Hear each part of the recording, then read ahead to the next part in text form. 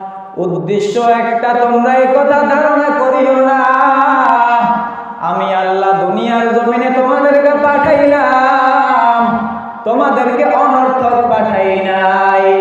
আমি আল্লাহ দুনিয়ার জমিনে তোমাদেরকে পাঠাইলাম এমনি এমনি পাঠাই নাই। একটা উদ্দেশ্যকে সাকসেস করার জন্য, একটা উদ্দেশ্যকে সফল করার লক্ষ্যে, একটা উদ্দেশ্য নিয়ে আমি আল্লাহ তোমাদেরকে দুনিয়ার জমিনে পাঠাইলাম। উদ্দেশ্যটা কি রে গোলাম? আল্লাহ বলে উদ্দেশ্যটা এটাই যে তোমরা জিন এবং ইনসান আমি আল্লাহর ইবাদত করবা। সারা পৃথিবীর সারা সমস্ত মাখলুকাত তোমাদের গোলামি করবে। আল্লাহ বলেন আমি আল্লাহ তোমাদেরকে পাঠিয়েছি একমাত্র শুধুমাত্র কেবলমাত্র একটা কারণে, আর সেটাই হলো আমি আল্লাহর ইবাদত করবা। ইবাদত চলবে আল্লাহর, গোলামি চলবে আল্লাহর। দুনিয়ার কারো গোলামি চলবে না, দুনিয়ার কারো দাসত্ব চলবে না। আল্লাহ বলে হে মানুষ, তোমরা কি কথা ধারণা করো? তোমাদেরকে আমি আল্লাহ অর্থাৎ পাঠাইলাম। দুনিয়ার ভিতরে তাকাইয়া দেখো মানুষ, আল্লাহ রাব্বুল আলামিন প্রত্যেকটা মানুষ একটা একটা কাজ করে।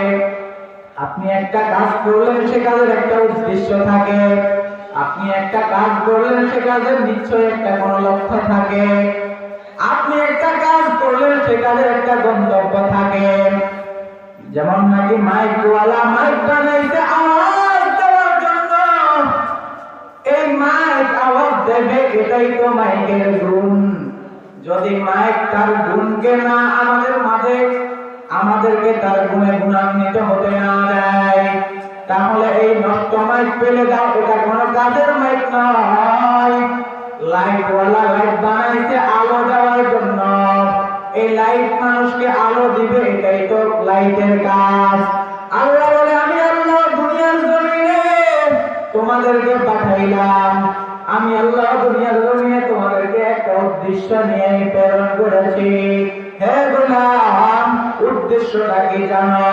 বলে উদ্দেশ্যটা একটাই, তোমরা আমি মালিকের গোলামি করবা, আর দুনিয়ার সমস্ত মাখলুকাত তোমাদের গোলামি করবে।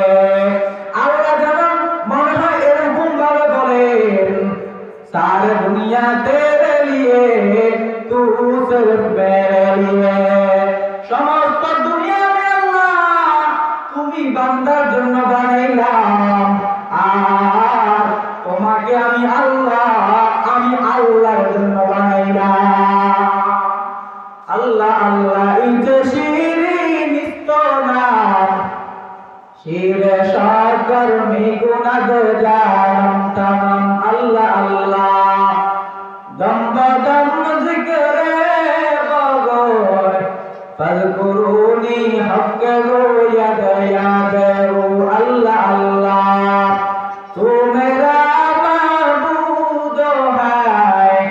আল্লাহ আল্লাহ তু মেরা মাশুক হ্যায়। কাদের কুদরত তুদারি বরকামাল, আনতা রব্বি আনতা হাসবি যুল জালাল তুহি কাদের জলিলুল্লাহ জামাদার।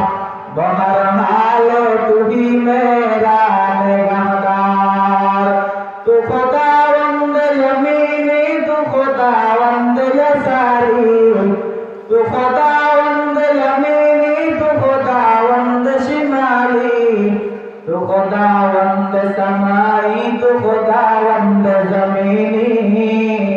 तू खुदावंद समाई, तू खुदावंद आरादी। আল্লাহ মনে হয় এরকম ভাবে বলেন, হে গোলাম, আমি আল্লাহ তোমাদেরকে দুনিয়ার জমিনে যে উদ্দেশ্য নিয়ে প্রেরণ করেছি, এই উদ্দেশ্যকে সফল করার জন্য তুমি আমি আল্লাহর ইবাদত করবা। হে বান্দা, ভালো করে শুনিয়া নাও, তুমি যদি আমি আল্লাহর ইবাদত না করো, তুমি যদি আমি আল্লাহর গোলামি না করো, কোনো ক্ষতি হবে না।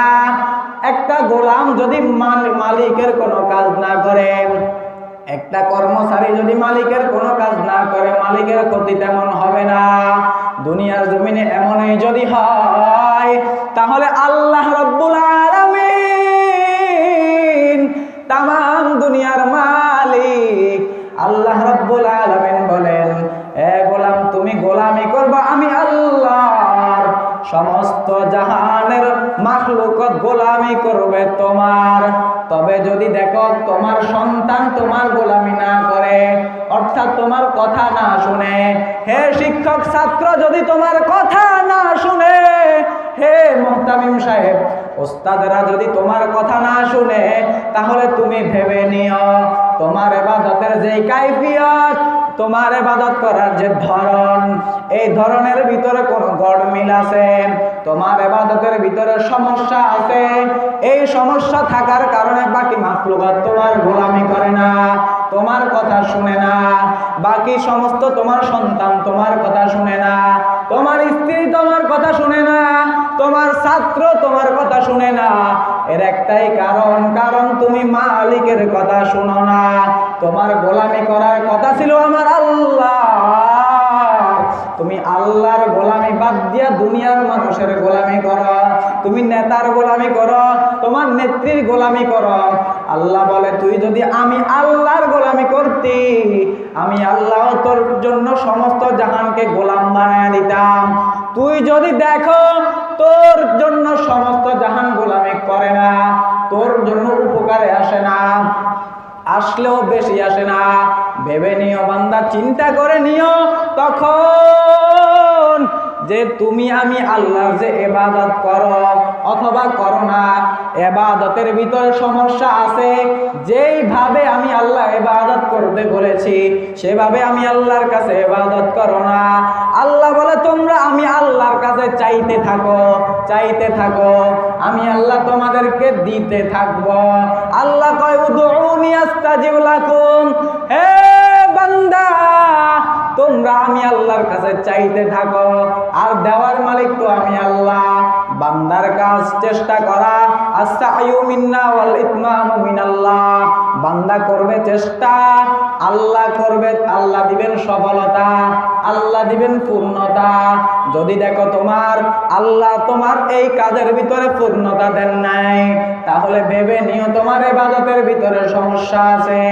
সমস্যা মানে হয়তো তুমি লোক দেখানো ইবাদত করলা, সমস্যা মানে তুমি হয়তো লোক দেখানো ইবাদত করলা, নামাজ পড়লা। সমস্যা মানে দান করলা, তুমি লোক দেখানোর জন্য দান করলা। সমস্যা মানে তোমার ইবাদতের ভিতরে শিরক অন্তর্ভুক্ত হয়ে গেল। লোক দেখানো ইবাদত মানে তুমি যাই করো মানুষকে দেখানোর উদ্দেশ্যে করো, একমাত্র আল্লাহর জন্য করো না। যদি আল্লাহর জন্য সহি নিয়তে, খাঁটি নিয়তে যদি আল্লাহর জন্য ইবাদত করতা, দুনিয়ার সব মাখলুকাতরে আমি আল্লাহ তোর গোলামি বানায় দিতাম। আমরা যে ইবাদত করি, আমরা ইবাদত করে মজা পাই না কেন? কারণ যেভাবে ইবাদত করার দরকার, যেইভাবে ইবাদত করার জন্য আল্লাহ তাআলা বলেছেন, সেইভাবে আমরা আদায় করতে পারি না। তাহলে কারণ কি?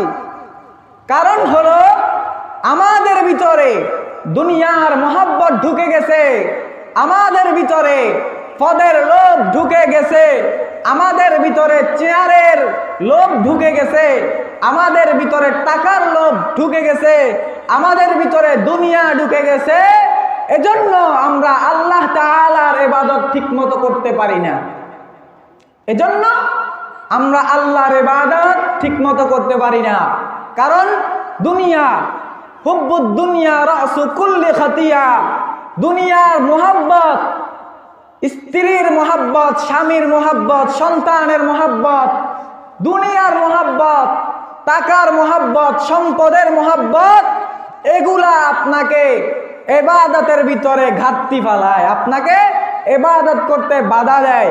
হয়তো আপনার সন্তান, না হয় আপনার স্ত্রী, না হয় আপনার ক্ষমতা, না হয় আপনার টাকা, না হয় আপনার চেয়ার, যেই কোনো ভাবে আপনি দুনিয়াতে আসক্ত, যেই কোনো ভাবে আপনি দুনিয়া নিয়ে ব্যস্ত, এজন্য আল্লাহ তাআলা আপনি যে চান আল্লাহর কাছে, এজন্য আল্লাহ আপনার চাওয়াকে পূর্ণতা দেয় না। কারণ যেভাবে ইবাদত করার দরকার ছিল সেভাবে আমরা ইবাদত করতে পারি না। যদি পারতাম তাহলে জঙ্গলার হিংস্র বাঘ ভাল্লুকরাও আমাদের কথা শুনতো। সাহাবায়ে কেরাম দ্বীনের দাওয়াত দেওয়ার জন্য যখন চলে গেলেন, তখন সাহাবায়ে কেরামের স্থাপনা টানানোর জন্য একটা জায়গার প্রয়োজন হয়েছে।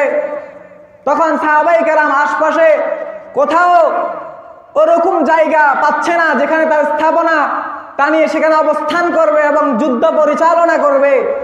তখন সাহাবায়ে কেরাম, একাধিক সাহাবায়ে কেরাম পরামর্শ করলেন যে আমরা তো এখানে যুদ্ধ করার জন্য যখন আমরা এদিকে যাই তখন আমাদের একদিক খালি হয়ে যায়, আমরা এদিকে গেলে আমাদের আরেক দিক খালি হয়ে যায়। আমরা এমন একটা স্থানে আমাদের স্থাপনা, আমাদের থাকার একটা ব্যবস্থা করব যেখানে থাকলে যুদ্ধ উভয় দিকে পরিচালনা করা যায়। তখন একটা জঙ্গল, সেখানে সাহাবায়ে কেরাম পরামর্শ করলেন যে এই জঙ্গলের ভিতরে যদি স্থাপনাটা আমাদের থাকার ব্যবস্থাটা করা যেত তাহলে হয়তো যুদ্ধ উভয় দিকে পরিচালনা করা যেত। তখন সাহাবায়ে কেরাম পরামর্শ করে ওই জঙ্গলার ভিতরে জঙ্গলাকে পরিষ্কার করার জন্য, জঙ্গলার ভিতরে অবস্থান করার জন্য পরিকল্পনা করলেন। এরপরে সাহাবায়ে কেরাম একটা পাহাড়ে উঠে তখন তারা বললেন, হে জঙ্গলের হিংস্র পাক, আমরা রাসূলুল্লাহ সাল্লাল্লাহু আলাইহি ওয়াসাল্লামের সাহাবী, আমরা যুদ্ধ পরিচালনা করার জন্য এসেছি। সুতরাং আমাদের এই বাগানটা, এই জঙ্গলটা আমাদের প্রয়োজন, তোমরা চলে যাও। বলে যে সাহাবায়ে কেরাম এই কথা বলতে দেরি হয়, কিন্তু এই যে জঙ্গলার হিংস্র প্রাণীগুলা জঙ্গল ছেড়ে সন্তান নিয়ে, বাঘ তার সন্তান নিয়ে ভাগতে দেরি করেন নাই। কারণ কি? কারণ সাহাবায়ে কেরাম এর ইবাদত ছিল, আল্লাহ তাআলা তাদের উপর ইবাদতের কারণে খুশি ছিলেন, আল্লাহ তাআলা তাদের ইবাদতকে পছন্দ করতেন। আমার আপনার ইবাদত হয়ে গেছে দুনিয়ামুখী, আমরা হয়ে গেছি দুনিয়া লোভী, এজন্য ইবাদতে মজা নাই, এজন্য আমরা ইবাদত করে মজা পাই না। আল্লাহ বলেন, আমি আল্লাহ তোমাদেরকে দুনিয়ার জমিনে পাঠাইছি শুধুমাত্র একটা উদ্দেশ্যকে সফল করার জন্য। সেই উদ্দেশ্য হলো তোমরা আমি আল্লাহর ইবাদত করবা। উদ্দেশ্য কি? ইবাদত করবা, ইবাদত করবা আল্লাহর। আল্লাহ পদ্ধতি শিখাই দিয়েছেন। আল্লাহ বলে যে পদ্ধতিতে ইবাদত করবা সেই পদ্ধতি অনুযায়ী যদি তোমার ইবাদত না হয় তাহলে সমস্যা হবে।